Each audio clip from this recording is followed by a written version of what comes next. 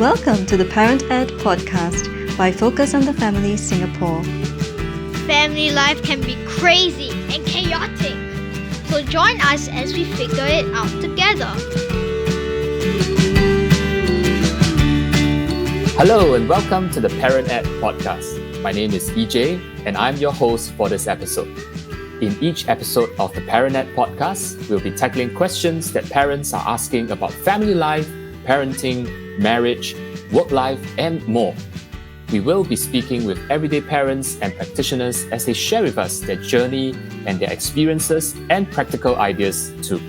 We hope that you will keep tuning in to learn with us and to grow personally in your journey as parents. In today's episode of the Parent Ed podcast, we're going to talk about fathers, fathering, and fatherhood. Modern day fathers are more likely these days to play an active role in parenting and in the home, especially in the early years where the cycle of baby feeding, diaper changing, and napping seems endless and tiring. A survey on parenting conducted in 2020 revealed that more than half of fathers felt that they were involved in developing bonds with their child.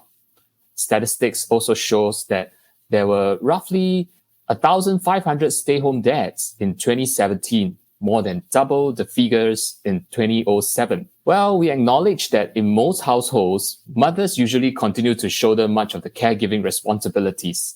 However, with these statistics and anecdotally our observations, it seems that more dads are nowadays willing to pull their weight at home. Joining me on today's episode of the Parent Ed podcast to chat about his journey towards finding his purpose as a stay-home dad is Cliff, a dad of two young, beautiful girls. Welcome to the Parent Ed podcast, Cliff, and thanks for joining us today. Hi, good to see you. Good to talk with you. Yeah. Thank you so much, Cliff, for taking your time joining us today. And maybe you could start off this episode of the Parent Ed podcast by sharing with our listeners, telling us a little bit more about yourself, what you're currently doing, and your family and how your kids are doing as well. Okay, great. Thank you so much. So as EJ shared that I'm a stay-at-home dad. And also what I say is correct. I'm a father of two beautiful girls.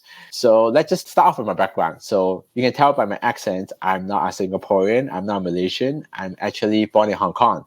And then when I was small, my family migrated to Canada. So I grew up in Toronto, Canada, pretty much my whole life. And then just a side fact about me is that when I was 10, I had liver cancer, and then because of that, I had a liver transplant. A few years later, after I finished university, I decided to do triathlon and end up doing an Ironman triathlon, which is really long. So that's just a kind of side fact about myself. I moved to Singapore back in 2011 to help with a Christian NGO, and my background is IT, and they needed ID help. And it was here in Singapore, I married a Singaporean, Weijia, and then we travel a bit, helping out in different various countries. And after that, we decided to have kids. So right now we have two girls, Sarah Faith at about 5.5, and Esther Praise at 3.5. We weren't staying in Singapore when they were born. They were actually born in Canada, and it was between a stint where I was working as an assistant pastor in Canada, and that was just before my wife, Weijia, went to Johns Hopkins University to study for her Master's of Public Health in Baltimore, USA. So after that, we decided to come back to Singapore because my wife is a medical doctor. She needs to finish her bond with the government. So when we came back in July 2019, obviously she has to work full-time to finish her bond. And so what should I do? One possibility, which at first I was thinking about, is actually going back to church to work full time. And then my kids at that time, they were like 2 and a bit and maybe like 4 months old or 5 months old. They would be going to daycare. So I thought that would be like, okay, you know what? We just send them to daycare and then I'll work. But then as I thought about it, it doesn't feel very right. First of all, like I'm pretty much having someone else who I a stranger to look after our children full time. And my whole paycheck will go to daycare. So I felt like God is telling me to, you know what, why don't you take another route, which I never thought of, become a stay-at-home dad. So I end up taking the less travel route to become a stay-at-home dad, looking after the kids full time while my wife goes back to the workforce. Wow. Thank you so much, Cliff, for sharing your journey. Indeed, if I may borrow the words that you've just spoken, it is indeed a path, a road that has been less traveled by many dads, I would say. As I hear your journey, even before having kids, it's such an inspiring journey, how you've overcame, your own personal journey when you talk about health matters and then in your career transitions. And as you finally settle down with your wife and making that decision to be a stay-home dad, those are not easy decisions. So thank you so much for being on our episode today to share with us your journey. You've shared about some of your earlier struggles, and I picked that up when I was reading a Salt and Light article that you were featured in, where you talked a lot about finding purpose and feeling a sense of usefulness as a stay-home father. And I recalled during that article I was just reading, you talk about the times in Singapore you will get glares and stares from people as you walk down the streets, and that was quite awkward, but you overcame, so maybe you could share with us and the listeners the journey that you went on and what eventually helped you to come to grips with this season of fatherhood for yourself. It's so interesting as a parent and also as a father especially, because I would say that I don't really like children. I'm not good with children. I don't really like them until my first child was born, which was Sarah Faith. Then I'm like, wow, it's so amazing. As you can see, I never really thought like so much about like, okay, how am I going to be a parent? How am I going to be a father and whatnot? When I first decided to become a stay-at-home dad, I was pretty much like, okay, just gung-ho into it. Just say, you know what? Let's just do this. Let's just try and figure out how it works. That was the same attitude when I did triathlon and endurance sports. But now when I look back, the Ironman race, which I did, was 4K swim, 180K bike, and 42K run, which is a marathon. They give you like 18 hours to do it. It's pretty long. I mean, it's very long. When I look at that and then compare to like parenting, taking care of two children, a baby and a toddler, I'll always say that hands down, like Ironman is just a joke. So if you're listening and you're a father or your mother and you have two small young children or one or so, hats off to you, because it is a journey that is hands-on all the time, and there's no break. And wherever you go to work, if you do well, people will give you accolades and whatnot, right? So I think for me, when I first went in, I did have a lot of struggles. As I think about it, reflect on what's my major struggle, is there's two aspects of it. The first one is the mundaneness of being a stay-at-home parent. There are many nights where I complain to my wife, Rachel, that my life has no purpose. Every day is the same. I take the kids to the library, read a couple of books, then go to the food court, order like watermelon because it's cheap, right? And they like to eat it. And then go to NTUC, do some shopping, and then come home. It's that cycle day in and day out. And I thought, shouldn't I be doing something more meaningful, like maybe working or building something, right? So I felt like, what is the point of all this? And so that's my first struggle. My second struggle, I think it digs deeper into my own identity, especially as a man. I ask myself, am I less masculine because I'm not like bringing home my paycheck? Am I less of a man because while everyone around me is getting a promotion and working hard in a career? So like right now I'm in my, early 40s. If you're working, you're hitting like almost, not to say peak, but you're climbing this corporate ladder, right? You're going to like management positions and whatnot, right? So I'm not doing that. So like, what am I doing? Just looking after my girls and staying at home. And I guess you can tell just by how I am. I don't think I'm the most ambitious person, right? And I don't have like, I have to get a dream and whatnot. But I struggle as a father, as a husband, and ultimately as a man. Like, who am I? Am I doing the right thing?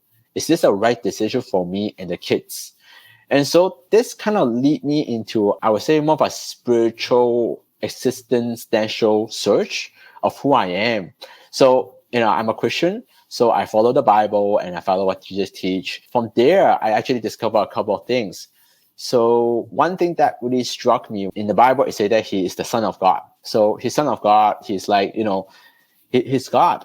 But yet, at the same time, he does stuff that is like super mundane, like stuff that no one wants to do, that kind of thing.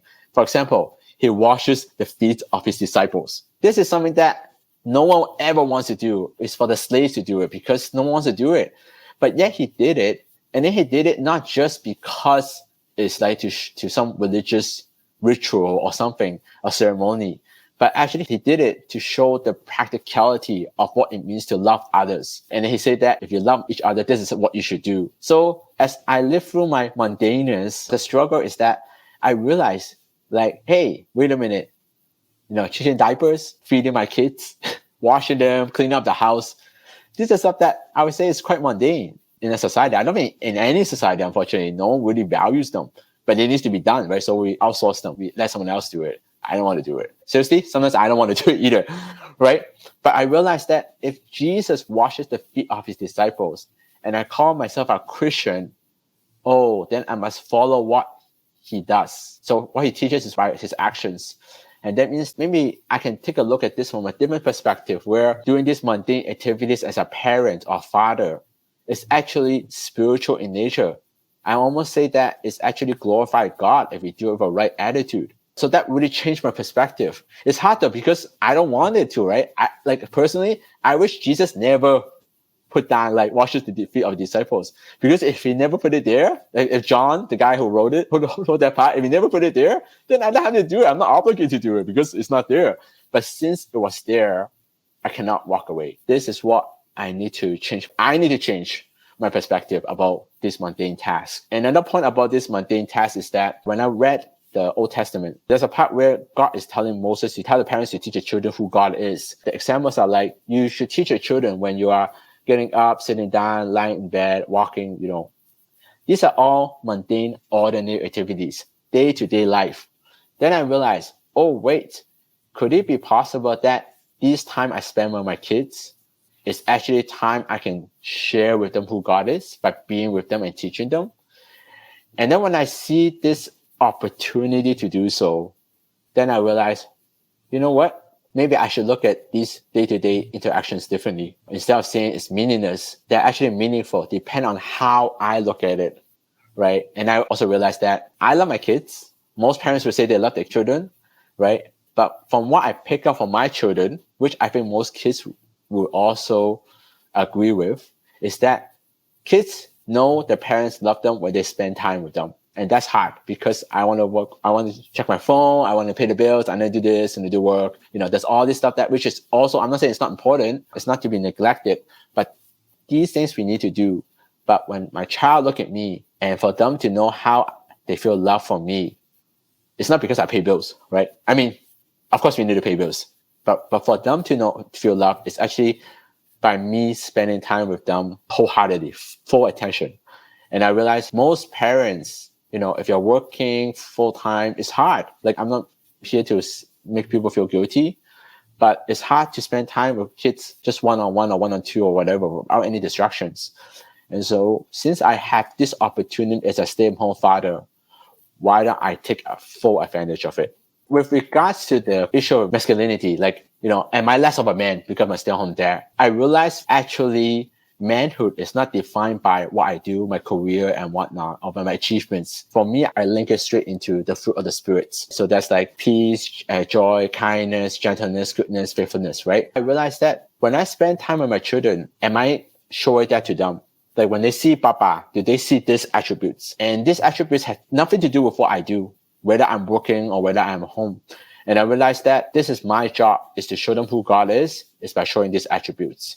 And that become, it's hard because in this world, come on, man, no one ever considered someone a real man because they are kind, right? Or they're gentle or they're patient. But actually, when I look at what the Bible say, then I see that, you know what? This is what I want my kids to see me at, the attributes that I have.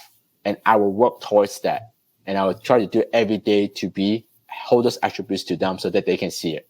Thanks, Cliff, for sharing. I think those were nuggets of wisdom that you have shared. And I like it that when you frame it that the struggles are real. You talk about how the tasks are mundane. You mentioned rightly so about your sense of significance, especially as the head of the household, a dad. And faith has really played a big part in this journey of awakening for you, or taking that whole shift in perspective. And I'm just curious and wanted to ask you, how long was it into that parenting journey that you had that paradigm shift or that shift in perspective? I think probably about 8 to 1 year and a half, I think. I think it took time because I struggled with it, and I guess I'm a bit slower. So I don't know what I'm struggling with. So I gotta like reflect and think and like work out why I'm struggling. Why am I getting upset? For example, when I talk to someone and I tell them that I'm a stay-at-home dad, and they pause, then they ask me, what else do you do? Then I get really upset. Then I ask myself, why am I upset about why they're saying this? But it was these questions and this experience that kind of drive me along this line of thinking about like, what does it mean to be a man? And what is the purpose of the mundane task that I have to do as a parent? Cliff, I'm also curious to want to find out from you this journey of struggling and finding your identity and finally landing at this point where you're really comfortable and even confident of your role right now. Is it very different from before you had children and your view of fatherhood itself? Was it very different? Oh, for sure. I think one view that I have right now, which I have never thought about it, is the fact that when I spend time with my kids, right, it's not a waste of time. It's actually investing in their lives by giving them a foundation built in love. Because I spend time with them, of course, like not when I'm yelling at them. Hopefully I don't yell at them all the time, but you know what I'm saying, right? So for me, I see that it's not just for them actually. It's actually for them and the kids like through them. So like up to 3 to 4 generations. So I think this is the biggest motivation for me to go through like a stay-at-home dad, because I know that every time I spend time with them, it's an opportunity to grow in their hearts, invest in them. And of course, I don't see any fruits, not now. Okay, I see a little bit, but not so much, right? But I believe that the day will come when they grow up and they know hopefully how loving I am to them. And because of that, they have a very stable life, or I won't say successful life, and they'll pass on that to the kids and so on. And so I realized that when I did the Ironman, it was a 4K or 3.8K swim, not 4K, close enough. At that time, when I first started training, I could only do like 100 meters. Like, that's crazy. Like, how am I going to do 3.8 kilometers if I can do 100 meters? But guess what? I do a lot of swimming, drills, lesson, day by day sessions, every day. And then all of a sudden, a couple of months, I can swim 1K. And once I swim 1K, I know I can do the long distance. I see that as how I see parenting. Like every day I'm spending time with my kids. I'm just investing into their lives.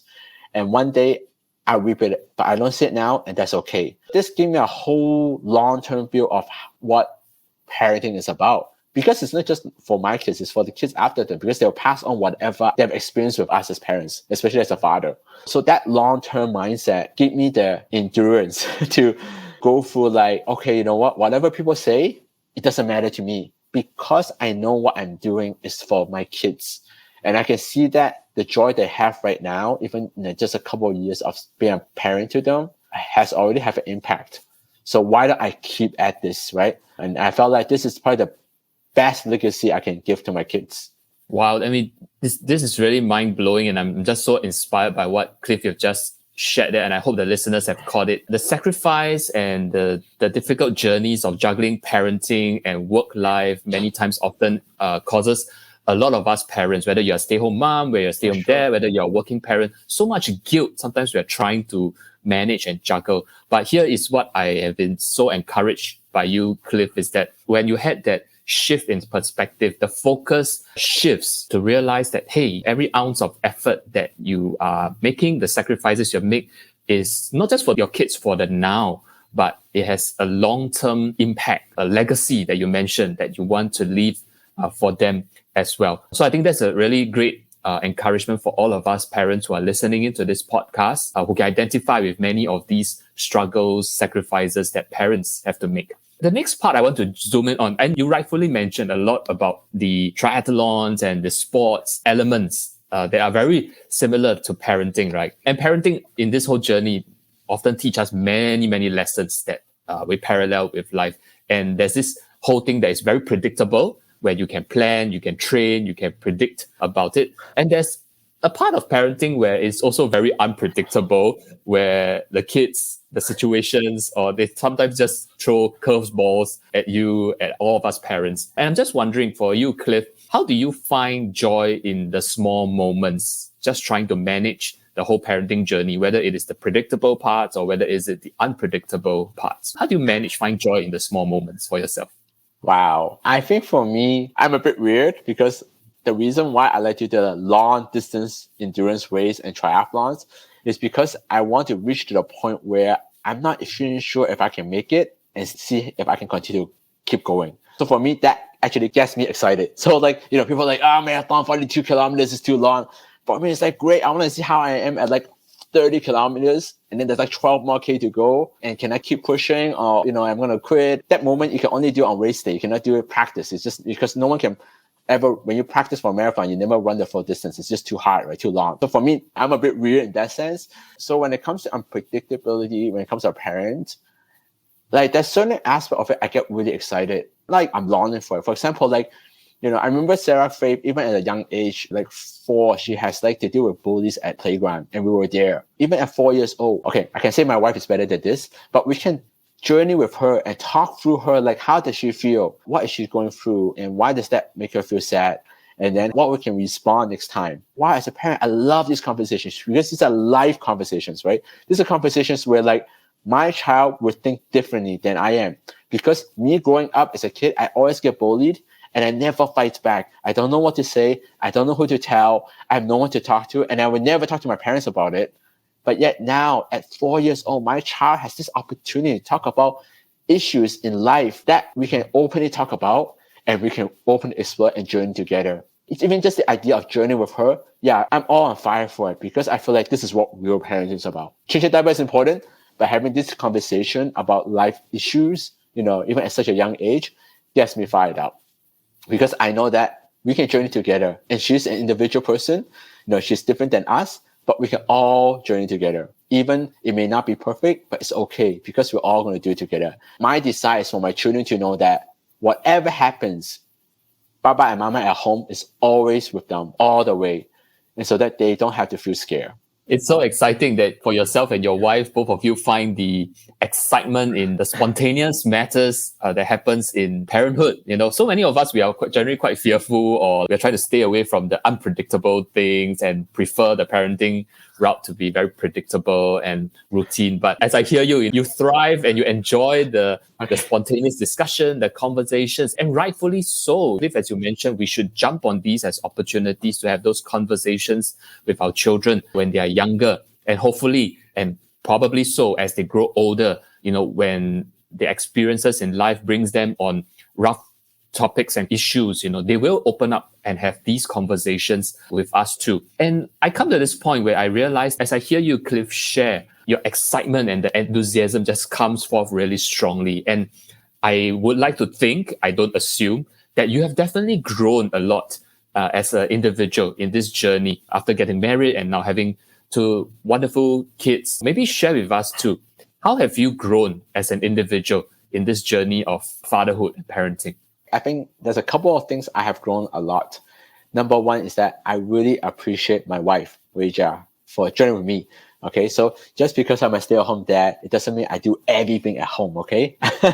So for example, I don't cook. So my wife is the one who does most of the cooking. She also did about homeschooling the kids in the early years of their lives, which I'm thankful because she helped start it where I take on some of the role and she take on some of the role. So I'm thankful that I realized as a parent, I cannot do it myself. I'm not like, I can fix everything, but rather we work together as a team and I really need her. Without her, I don't think I can do this for myself. I think that's number one. I think number two, as a father or as a parent, I think it's a journey of discovery. Like all these experiences I've never thought too much about, or the values that I hold, not even sure. But until I become a parent or father, then I have to figure it out and journey along with my kids. I think that is where I really grown as a person. The other aspect, as I mentioned before, is looking at it long term. Like the funny thing about this mundane thing, right? One would think that, hey, you know what? If tomorrow I don't have to be stay home dad, I can do whatever I want, go back to work. That's great. But I just ask myself, because of a liver transplant, because of the fact that I'm not sure how long I will live, because I have this liver for like 32 years now. No one knows, right? The reality is that none of us know when is our last day on earth, right? That's the reality. No one can know. No one can predict. So I asked myself this question. Let's just say if tomorrow is the last day of my life on earth, what would I do? Do you think I'm going to do another Ironman? No, I don't think so. Because, I done it, I got a medal. Doesn't matter, right? It's like, so what? But this is what I would do. I will go through another mundane day with my kids. I would do that. I would do the ordinary thing because I realized that is so precious because it goes by so fast. Now I'm in a season where my kids are going to school soon, like preschool. And so what does that mean? It means that my season as a stay-at-home dad actually is, I would say, is almost ending very soon because I have more time. And so my time with my kids, of course, I continue to spend time with them because I'm a father. But the time I spend time with them, that season is running down already. And I feel like, man, I can say as much as I don't like the mundane part, I also going to miss it. And so if it's my last day tomorrow, I'll do the same thing every day because I know that that's how they will feel love. And that's what I would do. And so I think that for me is a very change in mindset, right? From the beginning of a stay-at-home dad saying, everything's so boring, I don't want to do this, it's a waste of my time, to now be like, you know what, if this is the last thing I'll do on earth, I'll do the same thing and there's no regret. And I think that's a huge change in mindset as a stay-at-home dad in the past, 3 years. Yeah. Wow, indeed. As I hear you share, I'm just reminded that, parenthood or this parenting journey is a very, very humbling experience. Just when you thought you got it, you nailed it, and you want to give yourself a pat on the shoulder, well done, another curveball comes along the way and you try to overcome. And you rightfully put it, Cliff, that we are grateful and we are thankful and we should work towards having our spouse as the best tag team partner that we get to work together with. And in that humility as a parent, often to realize that, hey, we don't know what we don't know and it's okay. And we will try harder the next time. And I like how you shared, Cliff, that the whole fatherhood journey brought you on a path where you had to confront your own weakness, you had to overcome, and you shift of perspective. Those are really powerful reminders for all of us as parents. Like I say again, whether as a stay-at-home mom, as a stay-at-home dad, or working parent, that the sacrifice, the giving is often worth it when we see the legacy that we're giving to our children. As the saying goes, I've been hearing this saying a lot that talks about in the parenting journey, the days can be very long. And in our podcast today, we learned that the days can be very mundane. Okay. Yeah. Yes. Yeah.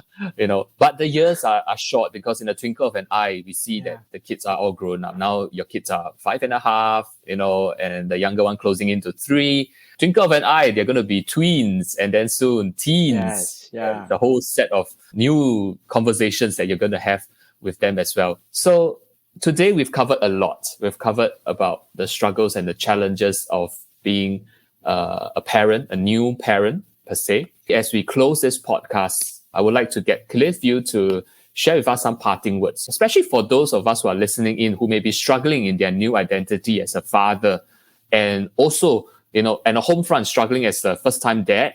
And on the outside world, in the corporate world, they're trying to make ends meet, trying to climb the corporate ladder, as you have mentioned earlier. What would be an advice you have for the listeners on this? Before I go on, I just want to say that here's my disclaimer. I'm not telling everybody to be a stay-at-home dad, okay? It's not what I'm promoting. My advice is that every couple, the father and the mother, or the husband and the wife, needs to have a really good discussion about what it means to raise kids, what kind of values you want the family to have. And just don't assume what everybody is doing or what you grew up doing is right or is the only way to do it. For both me and my wife, none of our parents are stay-at-home parents. So we are really just like out there per se. But we decided to take this path because we thought that this is the best we can do for our children. And so I think that is the best because I understand some family, both parents have to work to make ends meet. And that's completely okay. It's not bad. But at the same time, maybe in another situation, another family, the parents can work maybe part-time, maybe, 75% work from home. There's a lot of flexibility. So I think we have to really see how we can play around with this dynamic between work life or family and work. We value about our relationship with our kids because unfortunately, I've seen almost on the other side, unfortunately, a lot of young adults which we talk to or consult with, they have many stories of how the father worked too many hours in their career and then end up regretting not spending time with the children or the spouse. We have the other extreme sometimes. And I think that's also a bit unhealthy too. So that's how we decided to do what we decided to do. And I think every couple needs to go through that as parents, especially as a father, because you will be the one who's leading the household. And everything has a cost. Just don't assume and talk it out, think about it, and have a creative solution. You never know what that will look like. Yes, indeed. As we talk about having conversations with our children in this journey of parenting, it's also important to have conversations with our spouse to identify what kind of format will work out in terms of balanced work life and especially family life. More importantly, I think in that conversation with our spouse, we work out what are clear values that we want to educate and pass down to our children as well. And such timely reminder from Cliff in today's podcast episode indeed, the work really never ends, but our children only grow up once, right? And the sacrifices we made it to be with them, to journey with them, it will be really worthwhile. So thank you so much, Cliff, for taking time to share with us your heartfelt experience on the ParentNet podcast. It's really a joy to have you with us. Thank you so much, DJ. So to all our listeners, thank you for tuning into this episode of the ParentNet podcast, and we hope you have gained some practical tips. So to find out more on parenting resources, do follow us on our Focus on the Family website at family.org.sg, or follow us on Facebook at focusonthefamily.sg and Instagram with the handle thrivingfamilysg. We hope you can share this podcast with a friend or parents who might benefit from this episode as well. Be sure to catch us on our next ParentNet podcast. Until next time, have a great week with your family.